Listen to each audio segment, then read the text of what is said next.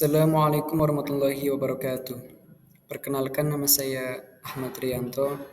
Saya dari kelas B24 dengan nomor NIM 23811300929, dan di sini saya akan membuat sebuah presentasi yang mana merupakan tugas dari mata kuliah TS Cirebon Studies oleh dosen kita Bapak Hero Prayogo MPD, di mana kita akan mempresentasikan sistem kebudayaan Cirebon yang mana akan mencakup sistem kepercayaan dan ritus keagamaan seperti Syawalan, Muludan, Surowan, dan Saparan.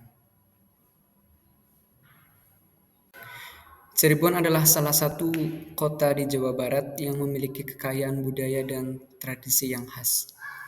Sebagai kota pesisir, Cirebon menjadi tempat pertemuan budaya Jawa, Sunda, Arab, dan Cina yang menghasilkan warisan budaya yang unik.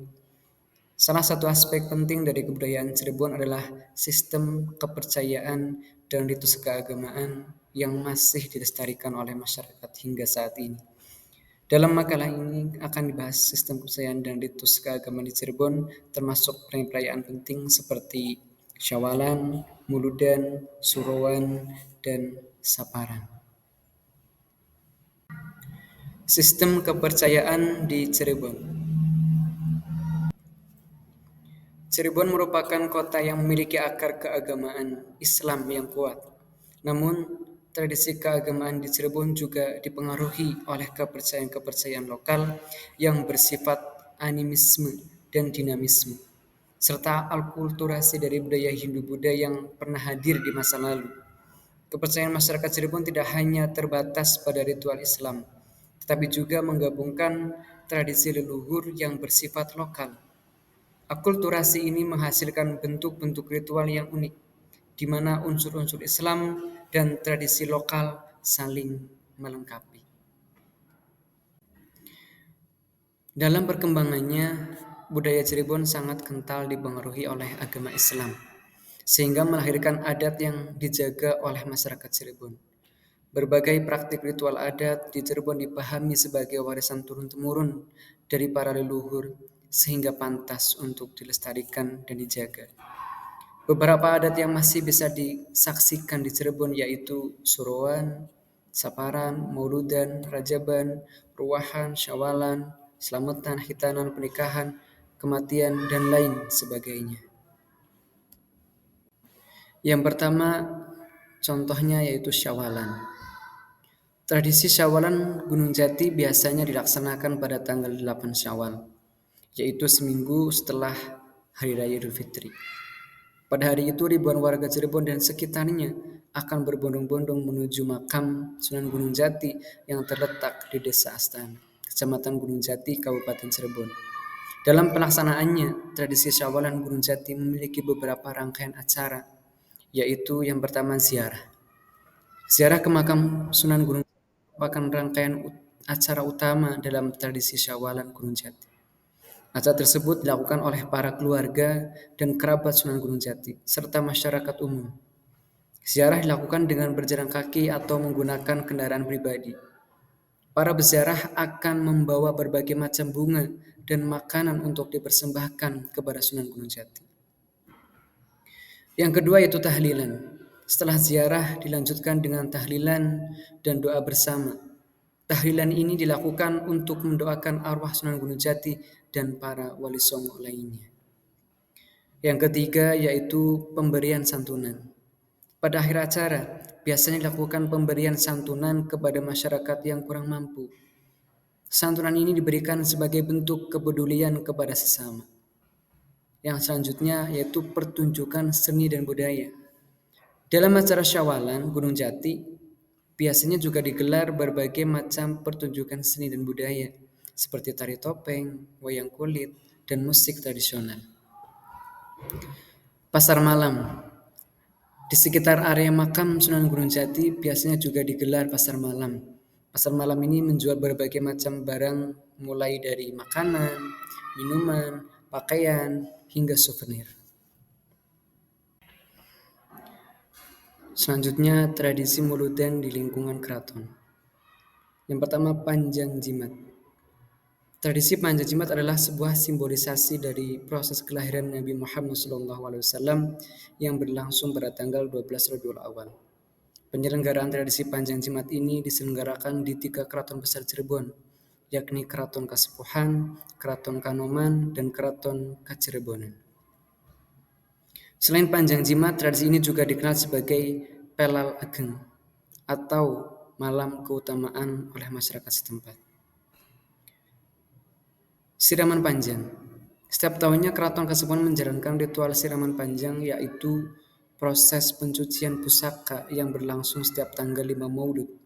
Pusaka yang dicuci adalah perabotan keramik berkaligrafi, meliputi 9 piring tapsi, 40 piring pengiring, serta 2 guci dan 2 gelas.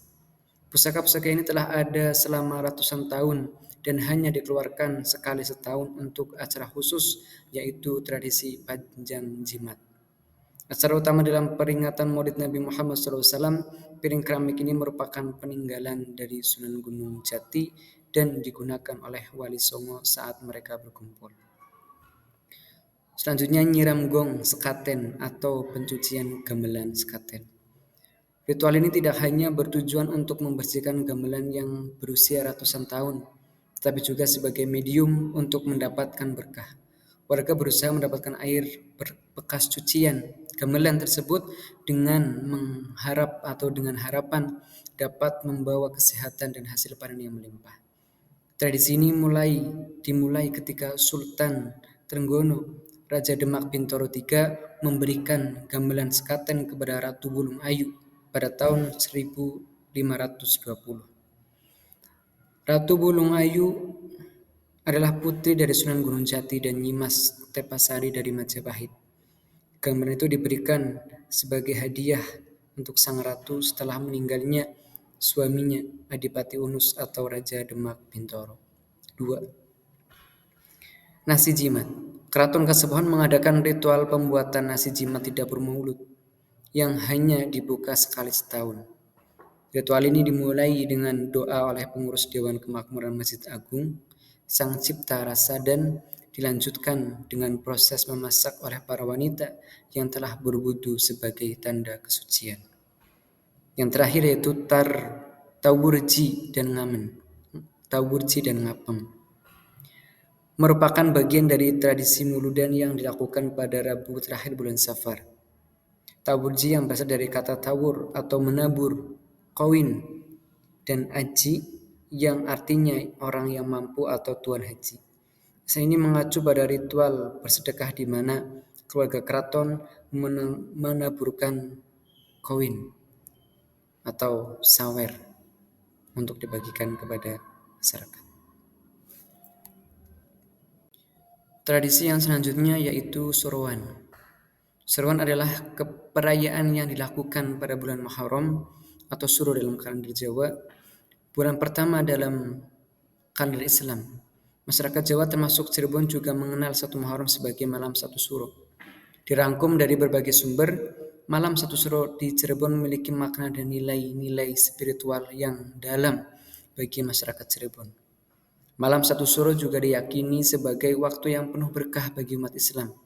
Masyarakat Cirebon percaya bahwa pada malam ini pintu langit terbuka lebar dan berbagai permohonan akan dikabulkan.